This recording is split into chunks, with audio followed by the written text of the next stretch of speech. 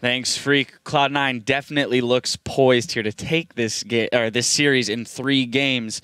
I mean, they're playing out of their minds right now. Yeah, I think that Cloud9 really showed up here. And High, oh my God, we haven't seen these guys in like a month, and they're just blowing out the gate, guns blazing. They're going crazy. The calls seem very clear, very concise. I think the average game time right now between these two is like 24 minutes. It's ridiculous. Yeah. Giving High Zed after you guys buff Zed. You guys, you guys are the enemy right now. Us, man. Rito's going down. Let me apologize for all the buffs that I gave Zed. All right, well, thank you for apologizing. We needed that. So yeah, High's getting a comfort champion who's really strong in this meta and really strong for their team, and I think that's it's not something they can counter anymore with Akali or whatever picks they think they have. I was gonna say it's something that we commented on immediately at the end of Champion Select here at the Analyst Desk was the idea that Cloud9 ended up with a very strong standard meta comp. They had the Maokai, they had the Zed, they had the Kha'Zix, they had the Tristana. Like these are all champions that are normally, traded within the first rotation or two of Champion Select, and somehow Cloud9 ended up with all of them. Yeah, I thought that was a little strange there, and Freak, he did call into question Curse's pick ban phase. Last time, we were like, they're banning their own champions, and they're not getting what they want here for themselves. I think that happened again. I do think that Champion Select did go in favor of Cloud9 right off the bat there. But we do have to give them credit for trying something different, right? They go to the Nocturne, they go to the Akali because they seem at least confident that those are counters to what they're seeing Cloud9 pick up. But I feel like the Lulu first pick should have been a Tristana. It really should have been, because it's such a flex pick and power for Curse that why wouldn't you take that pick? It makes no sense to me. That's actually a very good point. They do have the ability to throw it in the mid lane or the bot lane, so you're not necessarily giving away a whole lot.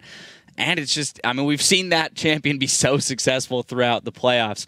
I do want to jump into a replay, though. About 19 minutes in, Prolly, I know you wanted to take this one, so we're going to pull it up on the screen and let you run with it. All right, so this is where Curse is wanting to engage while C9 is clearing vision. And actually starts off with a perfect balls TP right when Nocturne ults. And actually, Elimination's able to absorb Nami's Q and her ult, and Nocturne goes in, immediately flashes out, and gets Lulu ulted, which I think was just a misplay on them. And at this point, Balls is in perfect position. He's in front of 2 of his carries, and now Sneaky and Kha'Zix just get to do Goomba jumps over all of them. Yeah, look at how many flashes are still up in this fight. Pretty much everybody's. Yeah, I think the fight just turned so quickly on Curse, they weren't sure how to react, so they just ended up saving all their flashes. I think it was slightly unfortunate, too, that Akali diving into that fight was just in range of that pink ward in the pixel bush, and therefore Maokai, with all of his lockdown and CC, it was really easy for them to lock up the Akali and blow him up. Akali actually got flash twisted advanced by Maokai right when he got in the fight, and that could have been the opening Akali needed to ult back out or to ult and finish off someone. So I think that Ball's flash Wing was the perfect play.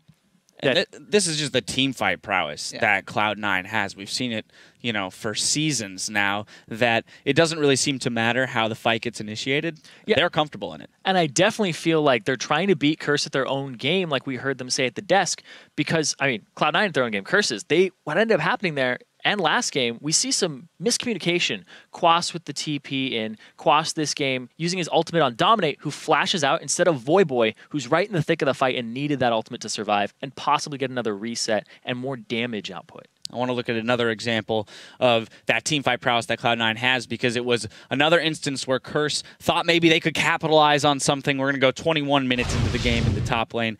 Cloud9 ends up with a 3-for-0 at the end of this. Yeah, it's the hero play gank here from Dominate. Start rolling the clip out. They're going to try to focus High out here. But Elimination, he's already en route to the top lane, just pretty much out of pure instinct and game sense.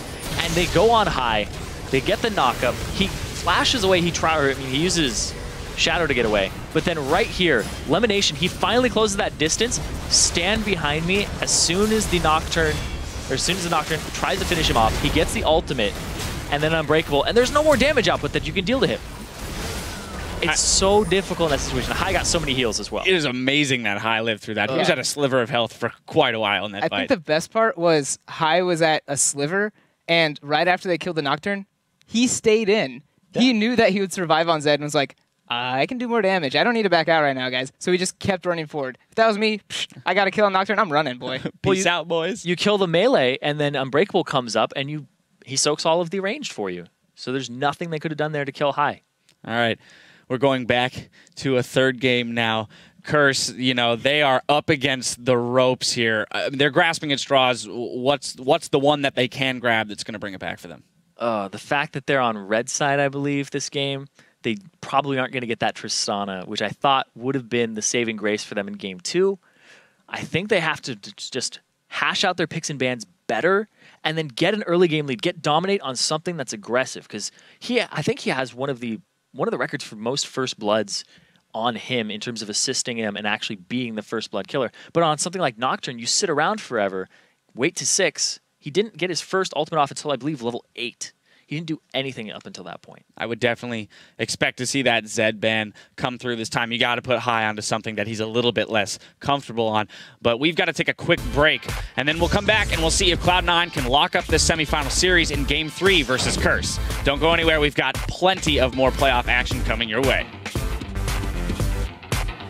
Dominate's gonna fall over. Balls and Lemon forced to run back. Sneaky still in damage, and suddenly Media into the team. Tries to make it happen. Stun and a quash. That's the second kill for Sneaky. Lemon does trade his life, but it's still tough. The Goomba scuffing squad comes in. Here comes the knock up there onto High. He's not gonna wait for the fear tether. He does get feared up. Dominate's got the damage. Tidal comes across as well, but the ulti, the death mark, High stays alive. He's going in for another.